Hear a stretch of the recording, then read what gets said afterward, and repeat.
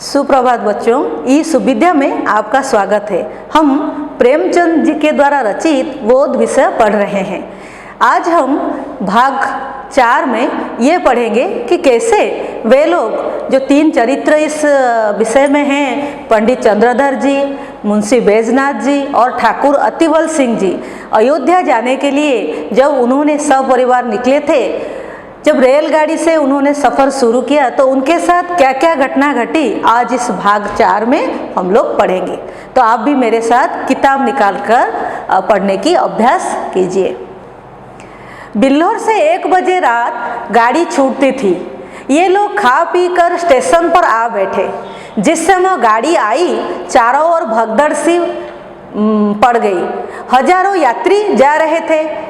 उस उतावली में मुंशी जी पहले निकल गए।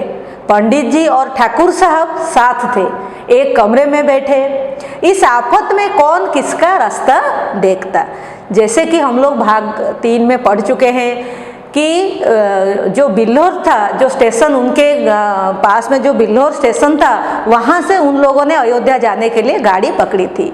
तो बहुत सारे लोग जो स्टेशन में रेलगाड़ी के लिए इंतज़ार कर रहे थे, उनके बीच जो भगदड़ मच गई, चारों तरफ जो लोग जब भागने और दौड़ने लगे, तो उस विपद के समय में ना तो मुंशी जी या तो ठाकुर अतिबल सिंह जी दोनों आपस के राह न देखकर जिन्हें जो डिब्बा मिला उसी में ही वे लोग चढ़ गए।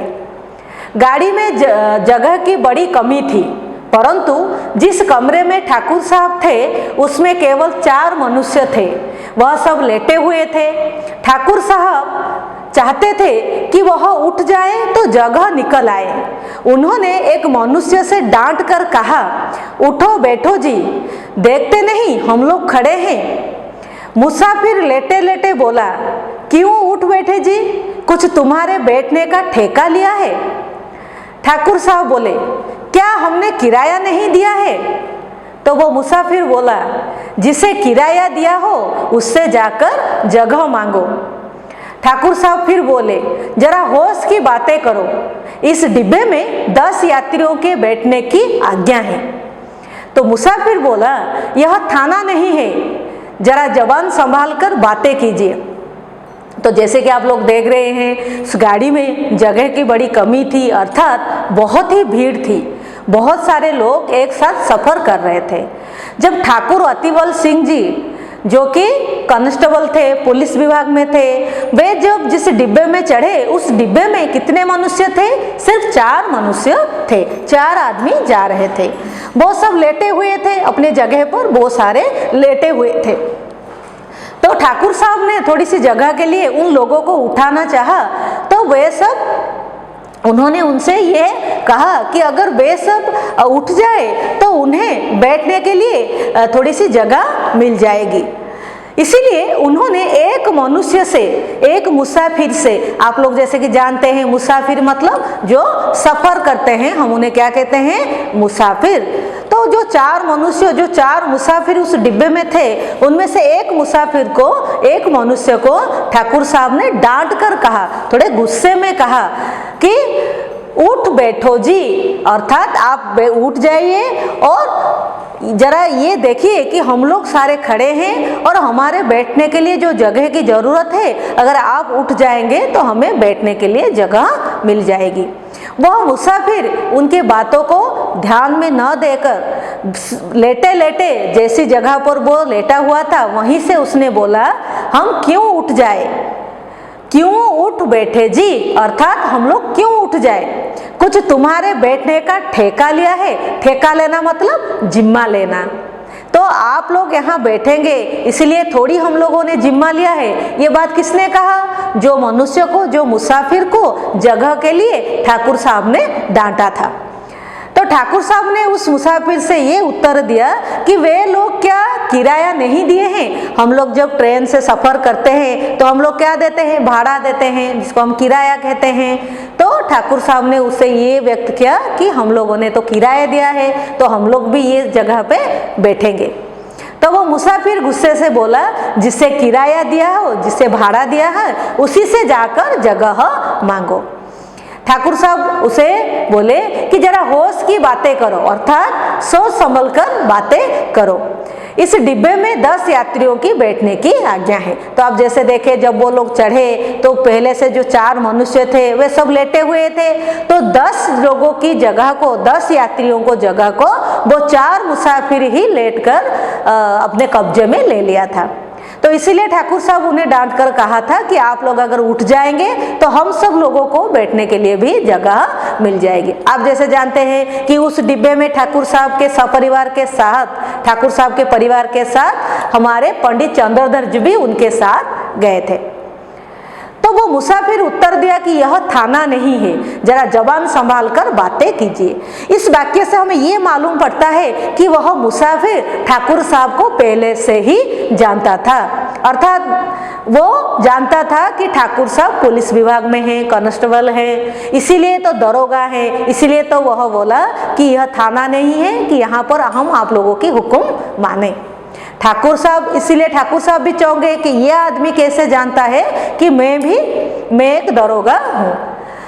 तो ठाकुर साहब उससे उसकी परिचय मांगने लगे। तब वो मुसाफिर बोला, हम वही हैं जिस पर आपने खुफिया पड़ोसी का अपराध लगाया था। यहाँ पर एक शब्द है खुफिया पड़ोसी। तो पहले खुफिया क्या होता है? खुफिया होता है गुप्त होता है, जो छिपा हुआ चीज होते हैं हम लोग उसके क्या बोलते हैं? खुफिया। और पड़ोसी क्या होता है? पड़ोसी का अर्थात होता है बेचने वाला। तो जो छिपी हुई रहस्यों को बेचता है, अर्थात हम लोग कह सकते हैं जो गुप्त तथ्य होते हैं जो लोग बाहर लाते हैं, उन्हें जो आप देखे होंगे कि पुलिस विभाग में होते हैं और या फिर पुलिस विभाग के लिए कुछ लोग काम करते हैं, खुफिया पड़ोसी का काम करते हैं। तो वो व्यक्ति के ऊपर ठाकुर साहब ने एक बार खुफिया पड़ोसी का अपराध लगाया था और जिसके द्वार से आप नगद 25 रुपये लेकर टले थे। तो अर्थात उसके ऊपर ठाकुर साहब ने ये झूठा आरोप लगाया था कि वह खुफिया पड़ोसी का धंधा करता है और इसीलिए उसके घर से, द्वार से मतलब उसके पास से वे नगद 25 रुपये लेकर आए थे। तो आप रिश्वत लिए थे उन लोगों ने, जैसे कि इस वाक्य से हम लोग जानते हैं, पहले से भी हम लोग जानते थे, उन लोगों की पगार कम थी। कौन? ठाकुर साहब और मुंशी बैजनाथ जी।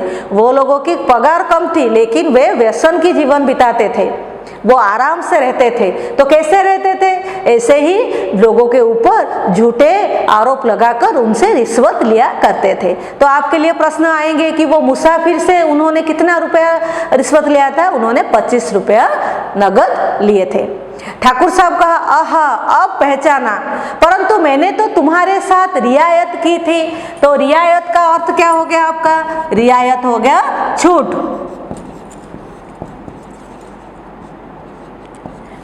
आपका छूट हो गया, नरमी से पेश आना, नरमी से पेश आना को हम लोग रियायत की थी। तो ठाकुर साहब के अनुसार उन्होंने उसके ऊपर नरमी से पेश आए थे, उसे छूट दे दी थी। अगर वे चालान कर देते तो उसे सजा मिल जाता। चालान करना मतलब किसी अपराधी को, जब हम कोई अपराध करता है उसे हम लोग क्या करते हैं? न्यायालय लेते हैं उसके अपराध को साबित करने के लिए, तो उसको हम लोग कहते हैं चालान करना। उसको क्या करते हैं? किसी अपराधी को हम लोग पकड़ने के बाद विचारक के सामने पेश करने को वो कहा जाता है चालान करना। तो ठाकुर साहब ने उस मुसाफिर को ये समझाने की कोशिश की, अगर वे उसके साथ नरमी से पेश नहीं आते तो उसे सजा मिल जाती। तो इसीलिए उसने उसके ऊपर कोई गलत काम नहीं किया था, बल्कि बदले में उन्होंने उसकी मदद ही की थी। लेकिन मुसाफिर कहा कि अरे मैंने भी तो तुम्हारे साथ रियायत की कि गाड़ी में खड़े रहने दिया, ढकेल देता तो तुम नीचे जाते और तुम्हारी हड्डी पसली का पता ना लगता। हड्डी पसली का पता ना लगता मतलब उनका शरीर चूर चूर हो जाता, उनको अगर वो नीचे गिर जाते तो उनके हड्डियां टूट जाती। तो और यहाँ पर और एक शब्द आपका आ गया ढकेलना। ढकेलना मतलब क्रिया है ये, और धक्का देना, धक्का देके नीचे गिरा देने को हम लोग कहते हैं ढकेल देना। तो जैसे ही ठाकुर साहब उससे 25 रुपया नगद लेकर उसको रियायत की थी, वैसे ही मुसाफिर ने कहा कि मैंने भी आपको गाड़ी में खड़े रहने की रियायत दी है, नहीं तो अगर मैं आपको धक्का दे देता आप नीचे गिर जाते और आपकी सारे हड्डी पसली एक हो जाती या फिर उसका पता ही नहीं लगता।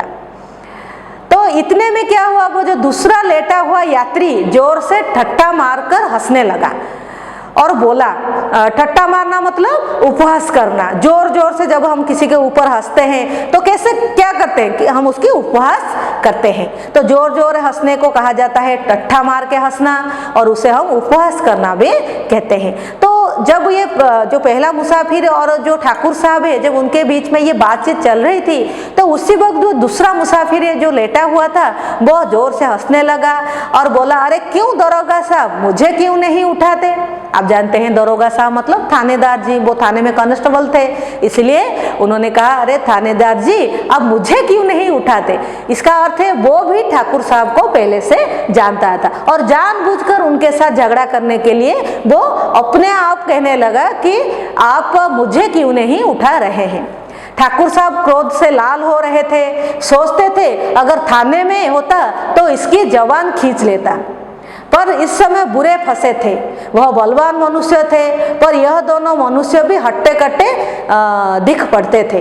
अर्थात वो जो दरोगा साहब थे, ठाकुर साहब थे, वे बहुत ही बलवान मनुष्य थे, लेकिन ये जो दो मुसाफिर उनके साथ जो झगड़ा कर रहे थे, उनके साथ जो बातचीत कर रहे थे, वो बहुत ही हट्टे कट्टे थे, जिसको हम हृष्ट पुष्ट भी कह सकते हैं, मतलब बहुत ही जोरदार बलवान मनुष्य थे। तो ठाकुर साहब क्रोध से, ये जो घटना उनके साथ घट रही थी, इसे लेकर ठाकुर साहब क्रोध से लाल होना, क्रोध से लाल होना एक यहाँ पर आपका मुहावरा है, और क्रोध से लाल होना मतलब है अत्यधिक क्रोध करना। तो वो सोचते रहे अगर थाना होता तो इन सबकी में जवान खींच लेता। जवान मतलब जीभ, तो जवान खींच लेना का अर्थ था सही सबक सिखाना, सही दंड देना को हम लोग क्या कहते हैं, जवान खींच लेना। लेकिन इस समय उनकी ये अवस्था नहीं थी, ये थाना नहीं था और वे अकेले थे और ये सारे बलवान चार मनुष्य अलग थे, तो इसीलिए वो कह रहे हैं कि मैं बुरे फंसे हुए था। तो इस अवस्था में वे उनके सामने झगड़ा भी नहीं कर पा रहे थे।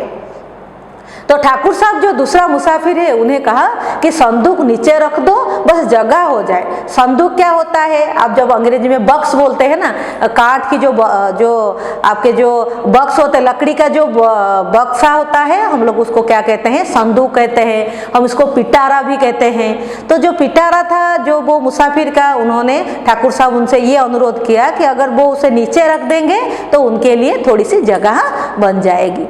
दूसरा मुसाफिर बोला, और आप ही क्यों ना नीचे बैठ जाए, इसमें कौन सी हेठी हुई जाती है। तो एक शब्द यहाँ पर आपका है हेठी।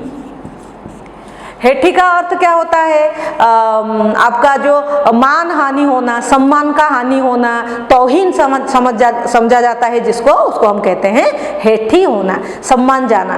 तो वो दूसरा मुसाफिर बोला, मैं संदूक क्यों नीचे रखूं, अगर आप नीचे बैठ जाएंगे तो इसमें आपकी कोई सम्मान नहीं चला जाएगा, आपकी मान हानि नहीं हो जाएगी। यह थाना थोड़ी है, ये आपके रोब में फर्क पड़ जाएगा। आप अपना ये रोब, ये सम्मान, ये मान थाने में दिखाना, ये तो थाना नहीं है, इसलिए आप अपना रोब मतलब प्रभाव, दबदबा, सम्मान में कोई फर्क नहीं आएगा। ठाकुर साहब ने उसकी ओर भी ध्यान से देखकर पूछा, क्या तुम्हें भी मुझसे कोई बैर है। आप जानते हैं बैर का मतलब है शत्रुता। तो वो ये भी उसकी बातचीत से, जिस तरह से वो दूसरा मुसाफिर उनसे बात कर रहा था, तो वो समझ गए कि इसके साथ भी मेरा कोई पहले से कोई झगड़ा है। तो इसे उन्हें ध्यान से ये पूछे कि तुमसे भी कोई मेरे साथ शत्रुता है या फिर दुश्मनी है। जी हाँ, मैं तो आपके खून का प्यासा हूँ। और यहाँ पर एक मुहावरा आपका आ गया, खून का प्यासा होना, अर्थात जो इंतकाम लेने के लिए अपेक्षा करना। मैं भी आपके ऊपर उतना ही क्रोधित हूँ। मैंने तुम्हारा क्या बिगाड़ा है, तुम्हारी तो सूरत भी नहीं देखी। तो बच्चों, आज हमने कैसे ठाकुर साहब के साथ दो मुसाफिर ने ऐसे बुरा बर्ताव किया, उनके साथ क्या क्या उस रेलगाड़ी में घटना घटी, उसके बारे में आज हमने पढ़ा। इसका जो अगला भाग है हम आगे देखेंगे। आज के लिए बस इतना ही। धन्यवाद।